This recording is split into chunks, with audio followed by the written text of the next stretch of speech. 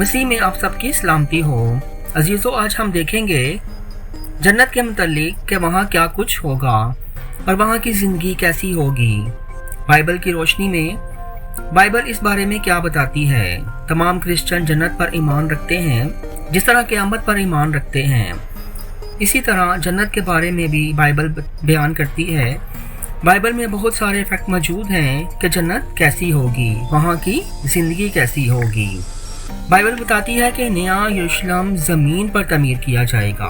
मकाशवा 21 बाब उसकी 2 आयात में यूँ लिखा है, फिर मैंने शहर मुकद्दस नए यरूशलेम को आसमान पर से खुदा के पास से उतरते देखा और उस दुल्हन की मानिंद आरास्ता था जिसने अपने शोहर के लिए श्रृंगार किया हो।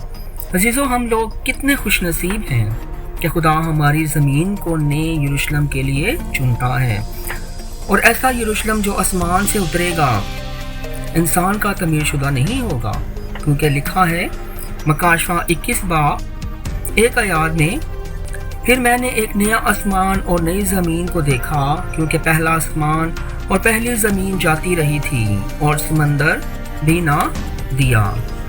अज़ीज़ों, खुदा हमें नया आसमान और नई ज़मीन जन्नत की शक्ल में देंगे और खुदा हमें वहाँ बसाएगा, लेकिन उसकी शर्त यह है कि अज़ीज़ों हमें अपने आप को इसके लिए तैयार करना है, क्योंकि बाइबल में लिखा है ज़िक्रिया उसका 9 बाब 16 आयात में, और खुदावन उनका खुदा उस रोज़ उनको अपनी भेड़ों की तरह बचाएगा, क्योंकि वो ताज के जवाहर की मानिद होंगे जो उसके मुल्क में सरफराज होंगे।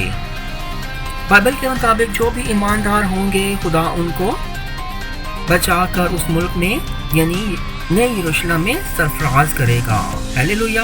देखना यह है, क्या हम लोग नए यरूशलेम के लिए तैयार हैं? तो हम देखते हैं फैक्ट नंबर 2, नया यरूशलेम कोसे कज़ा के रंगों की तरह का होगा। अजीज़ों, बाइबल हमें नए यरूशलेम के मुतालिक तमाम तफसील बयान करती है, जैसा कि मकाशवा 20 बाब 19 से 21 आयात में लिखा है, और उस शहर की शहर पनाह की बुनियादें हर तरह के जवाहिर से आरास्ता थीं।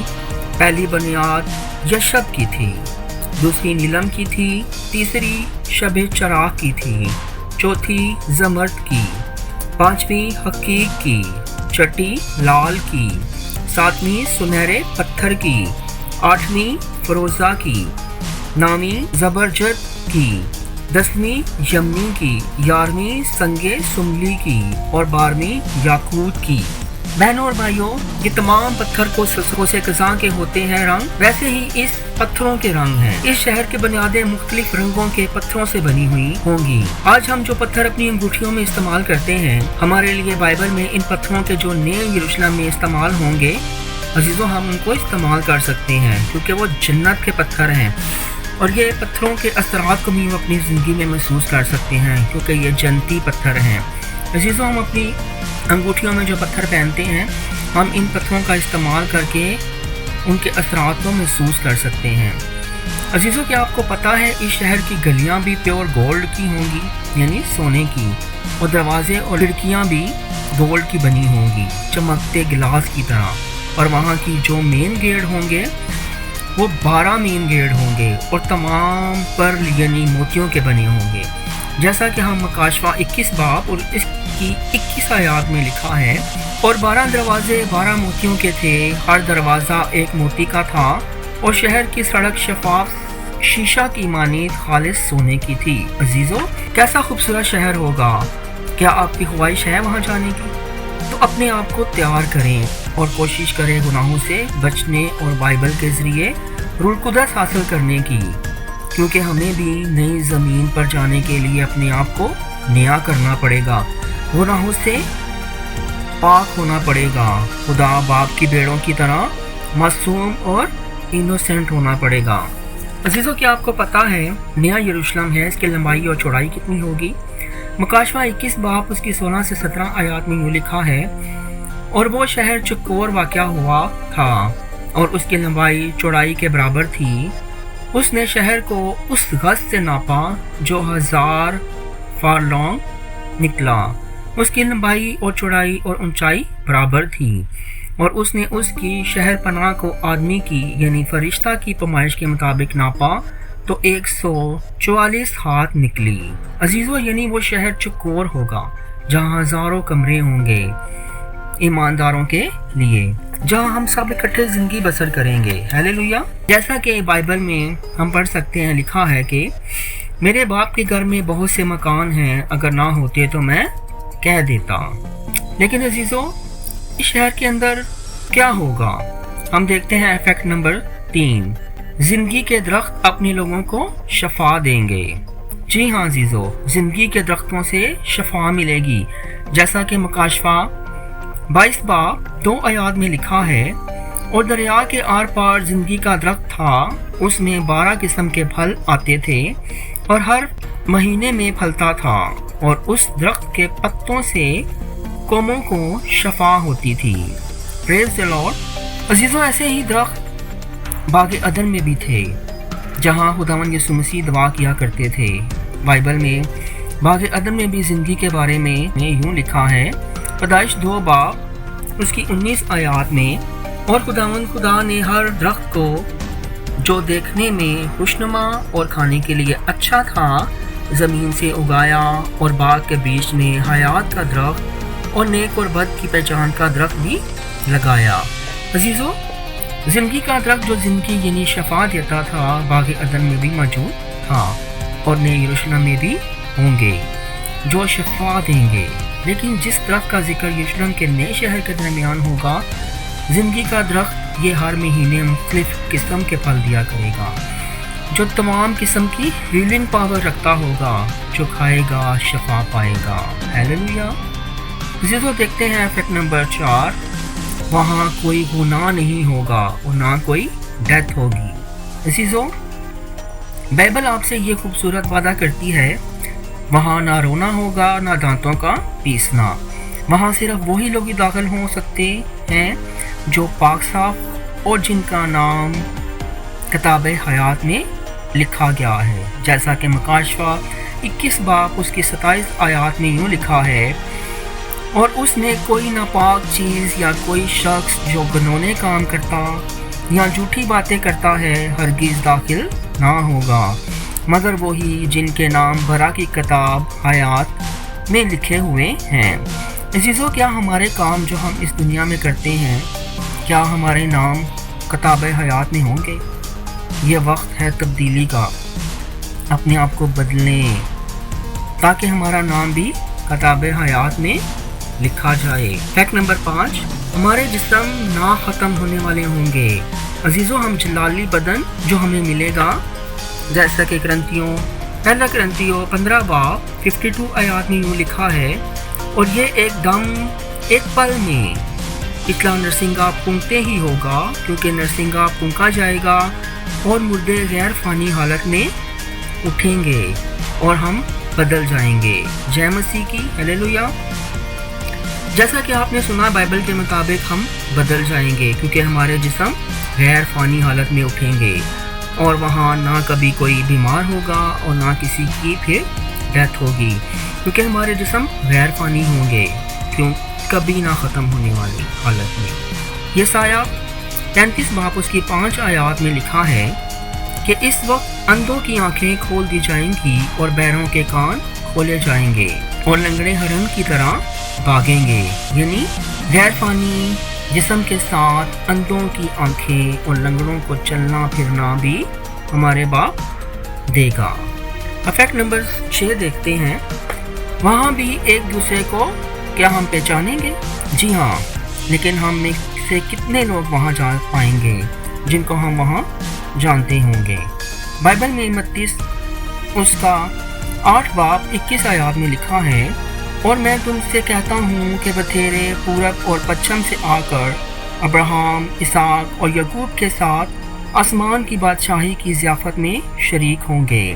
کچھ لوگ یہاں سوچ رہے ہوں گے کہ کیا ہم انسانی شکل کے ہوں گے یا ہماری شکل بھی بدل جائے گی؟ تو عزیزو جی ہاں، ہم لوگ انسانی شکل میں ہی ہوں گے، لیکن وہ شکل اور جسم غیر فانی ہوگا، کبھی نہ مرنے والا۔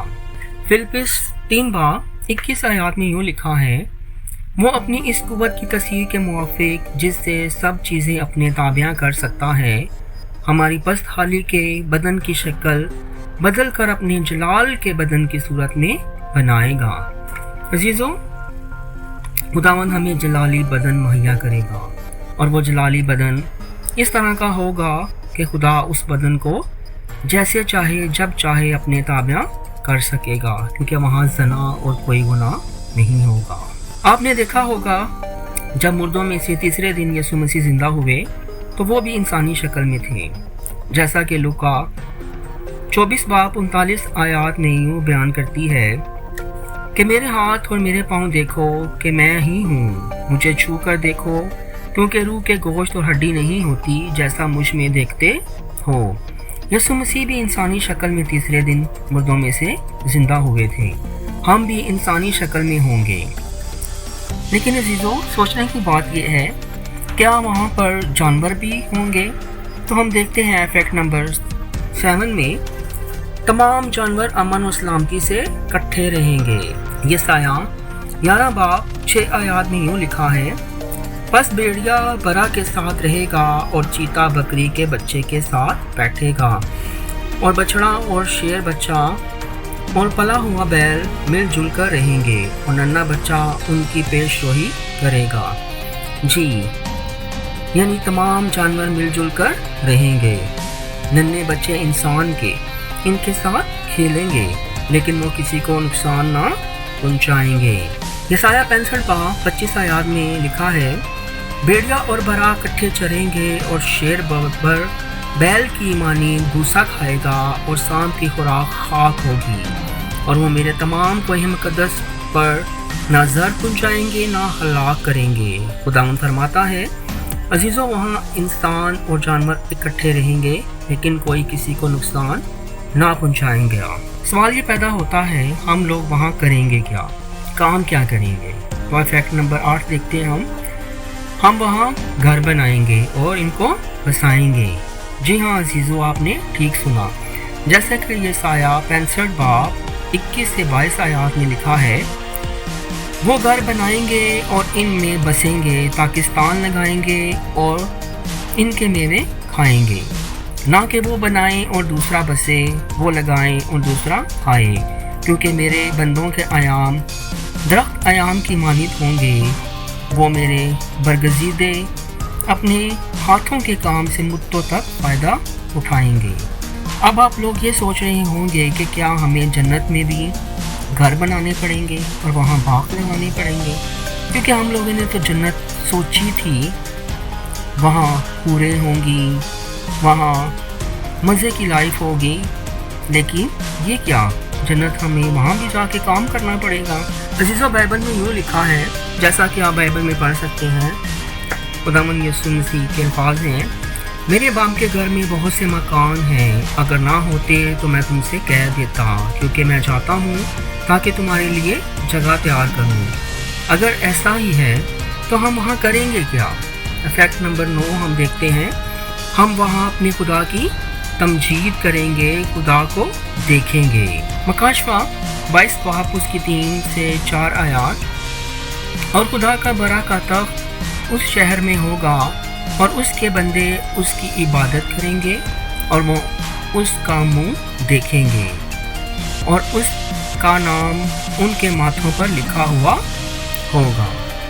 عزیزو، یعنی ہم خدا کو دیکھیں گے اور ہمارے ماتھوں پر خدا کی مہر ہوگی تاکہ نجات پائیں کہ ہم اس کے بندے ہیں۔ ایسے ہی مکاشفہ 21:3 آیات میں ہم دیکھتے ہیں، پھر میں نے تخت میں سے کسی کو بلند آواز سے یہ کہتے سنا کہ دیکھ، خدا کا خیمہ آدمیوں کے درمیان ہے، اور وہ ان کے ساتھ سکونیت کرے گا، اور وہ اس کے لوگ ہوں گے، اور خدا آپ کے ساتھ رہے گا اور ان کا خدا ہوگا۔ ہیلیلویا۔ تو آپ نے اس آیات میں سنا، خدا آپ کے ساتھ رہے گا، اور ہم اپنے خدا کے ساتھ مل کر اپنے باپ کی تمجید کریں گے۔ عزیزو، عام زندگی میں بھی خدا آپ لوگوں کے ساتھ رہنا چاہتا ہے۔ خدا کی بلاہٹ کو اپنے اندر محسوس کریں، خدا کی تمجید کریں، اچھے کام کریں، تاکہ خدا کی بادشاہی کے वारिस बने। नए यरूशलेम में हम लोग खुदा के पास जाएंगे। यसाया 66 बाब उसकी 23 आयत में लिखा है, और यूं होगा, खुदावंद फरमाता है कि एक नए चांद से दूसरे तक, एक सबत से दूसरे तक हर फर्द बशर इबादत के लिए मेरे पास आएगा। तो हमें अजीज़ों अपनी तैयारी करनी है खुदा के पास जाने की, क्योंकि हर बशर खुदा के पास नहीं जा सकता। क्योंकि बाइबल में लिखा है मत्ती 7 बाब उसकी 21 आयत में, जो मुझसे आए खुदावन कहते हैं, उनमें से हर एक आसमान की बादशाही में दाखिल ना होगा, मगर वही जो मेरे आसमानी बाप की मर्जी पर चलता है। हालेलुया। जी हाँ अजीज़ों, ऐसे ही आपने आजकल बहुत से पास्टरों को भी देखा होगा। बहुत से लोग सिर्फ पैसे के लिए पास्टर बने हुए हैं। वो आए खुदावन तो पुकारते हैं, लेकिन सिर्फ हदिया जात जमा करने के लिए। हमें मतलबी और दिखावे के लिए दुआ नहीं करनी है अजीज़ों, बल्कि दिल से दुआ करनी है, ताकि खुदा आपकी मर्जी को पूरा करे। खुदा आप सबको बरकत दे। आमीन।